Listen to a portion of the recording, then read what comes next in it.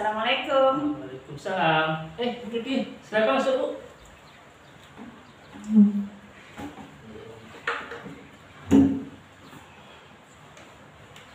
Ya, Bu. Selamat siang, Pak. Ya, selamat siang, Bu. Eh, apakah Bapak mempunyai waktu luang hari ini? Kebetulan saya pada saat sekarang ada waktu luang, Bu. Ada apa ya, Bu ya? Saya lihat nih sepertinya Ibu agak kurang ceria pada hari ini. Tidak semangat seperti biasanya. Kemudian apa yang dapat saya bantu, Bu? Mohon maaf, Pak.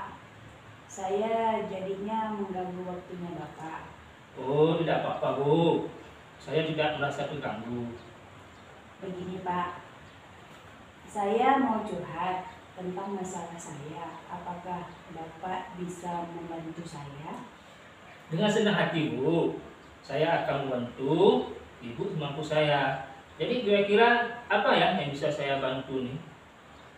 Sebenarnya saya hanya ingin mendapatkan solusi atau pemecahan masalah yang sedang saya hadapi, Pak. Masalah apa ya, Bu? Coba Ibu Tuti ceritakan apa yang sedang Ibu rasakan. Mungkin saya bisa membantu. Begini, Pak. Beberapa hari yang lalu, Wakil Kepala Sekolah Bidang Kurikulum melakukan supervisi di kelas. Waktu supervisi itu saya mendapat teguran dari beliau. Kenapa bisa begitu ya, Bu? Apa yang membuat Ibu mendapat teguran dari Wakil Kepala Sekolah tersebut? Sebenarnya masalahnya tidak begitu berat, Pak. Tidak begitu berat ya, Bu. Jadi apa yang membuat yang tidak begitu berat bagaimana, Bu? Wakil Kepala Sekolah Bidang Kurikulum mengkritik tentang proses belajar mengajar saya, Pak. Proses belajar mengajar yang bagaimana? Apakah Ibu tidak bisa mengelola kelas dengan baik atau apa sehingga sampai Ibu dikritik oleh beliau? Beliau seperti kurang puas waktu saya mengajar. Ya. Tidak menggunakan metode belajar dan alat peraga. Oh gitu ya. Lalu bagaimana tanggapan Ibu dengan respon dari Wakil Kepala Sekolah tersebut? Saya sebenarnya menyampaikan kepada beliau, kalau selama ini saya mengajar memakai metode belajar berkelompok seperti biasa. Ketika saya menyampaikan seperti itu, beliau merasa tersinggung, kurang puas. Oh iya. Jadi masalahnya begitu. Kalau begitu saya tanya sama Ibu. Selama ini apa yang Ibu lakukan di dalam proses belajar mengajar? Seperti yang saya ceritakan tadi, saya menggunakan metode pembelajaran berkelompok, cuma itu saja, Pak. Iya. Jadi mengapa Ibu Tuti tidak menggunakan metode lainnya dan menggunakan alat peraga pembelajaran? Menurut saya, metode yang saya gunakan ini sudah memudahkan siswa. Ya. Siswa juga termotivasi dan aktif. Iya. Sebenarnya sudah bagus, Bu. Lalu cobalah Ibu Tuti lihat bagaimana hasilnya saat Ibu mengajar menggunakan metode berkelompok tersebut. Seperti yang kita ketahui, karakter siswa itu sangat berbeda-beda dan belajarnya pun pasti berbeda-beda. Betul juga, Pak. Kenapa saya tidak terpikir ke sana ya? Selama ini ada beberapa siswa yang berhasil belajar masih kurang maksimal. Iya. Itulah, Bu, pentingnya metode dan peraga sebagai sumber belajar kita.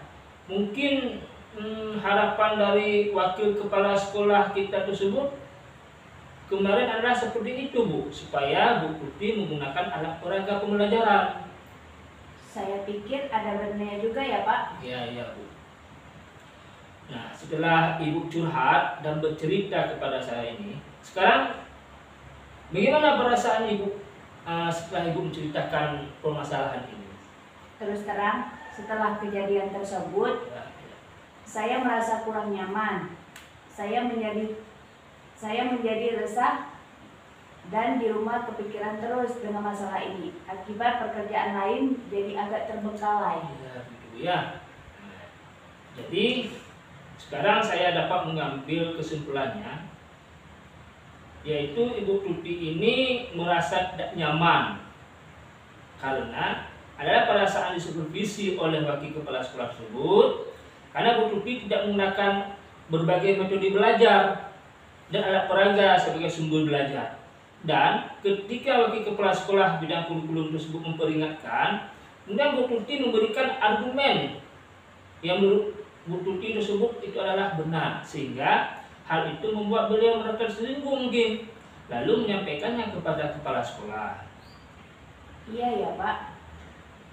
Kira-kira saya akan dipanggil dan ditegur kepala sekolah atau tidak ya Pak?